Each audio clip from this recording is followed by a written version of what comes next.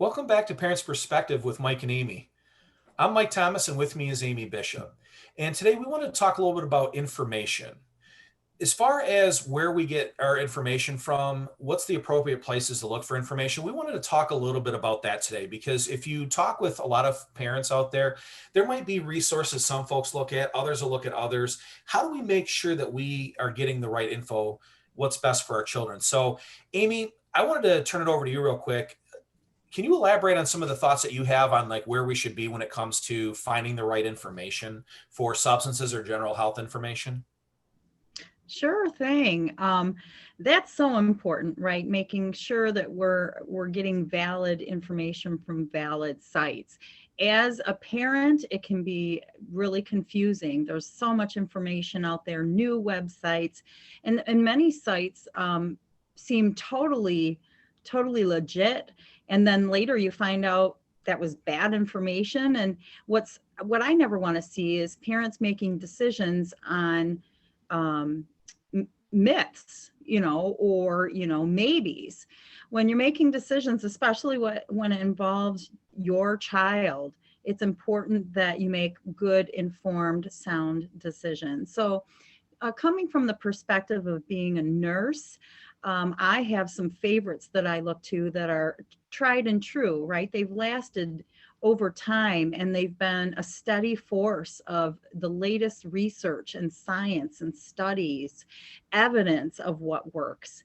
And so when you're searching the internet, I think one big thing you need to keep in mind is what's your goal? Is it to obtain, knowledge, know what the latest research is, or is it mainly for to reach out to others and kind of get support back? Let's say your child has a specific disease and you join a support group. So those are two very different reasons to do a search.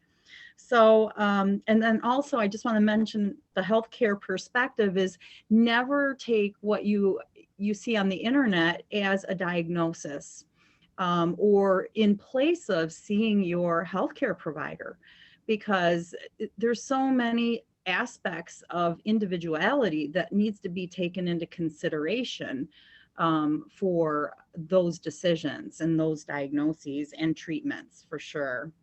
So I like, of course, the American Academy of Pediatrics or University of Michigan. Another one is Children's of Philadelphia. And so you hear me mentioning children's sites, but you have to understand that pediatrics goes all the way up until 18, and adults brains when you're taught and bodies are totally different than developing minds and bodies. So it's important to take that into consideration too when making decisions. So Mike, as far as it goes to specifics for maybe substance use or prevention, what are some of the sites you go to? There's a few that I actually find very informative, and I like to point out that many of these sources that we're talking about, if not through university funding, are going to receive federal funding specifically to look at these issues that we're talking about. So when we're dealing with a substance use disorder, when we're dealing with addiction, brain development, things like that, these are trusted sources that we use where we receive federal dollars specifically to help with this. And a couple of the big ones, first off, is the biggest one I use is drugabuse.gov. That's from the National Institute for Drug Abuse. And they have a lot of great information like fast facts on particular drugs, how they affect the body, how they affect the brain, long-term and short-term issues, as well as withdrawal symptoms. So there's a lot of great information there. Beyond that, the National Institute for Health in general has a lot of great health information, and within them is a sector called the National Institute on Alcohol Abuse and Alcoholism, or NIAAA. Another great link for general stats, just in general information on the effects of alcohol in the body. That covers adults as well as youth development. The Center for Disease Control, the American Lung Association, CADCA is another one. The Community Anti-Drug Coalitions of America works with a bunch of different coalitions like what we're doing here with Speak to share resources with those professionals that are trying to really slow down substance use with teens. So folks, the biggest thing we want to mention today is it's important that if you're looking for information to find out what could be problematic for your children, look for sites that really put a lot of vested interest and money into giving you the best information possible. There's a lot of resources out there that are designed to encourage you to continue use. And we've said before, and we'll keep saying it, use at an early age for any child. So if you're under the age of 21, you shouldn't be using these substances, period.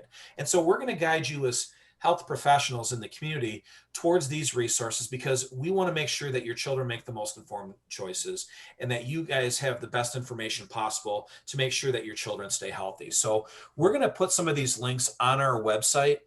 And sorry, we're going to put these links in Facebook, and as well, you can find this information also on the health department's website, I should say. So that way you guys have these links, and we're going to include those in the links below as well. So if you have any questions, feel free to comment as well too. If you have just general questions on where to go on a particular matter, Amy and I can help you out with that. So Amy, is there anything else you'd like to add? No, I think you covered it. I really like us looking and making sure that people are looking to trusted sources so we can make good decisions for our kids, our families, and our community.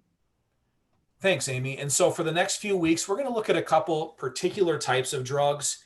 And we want to dispel some myths that are out there about how safe these are, how okay it is to do these things. So we hope that you'll stay tuned. Thank you again for watching. Have a great day.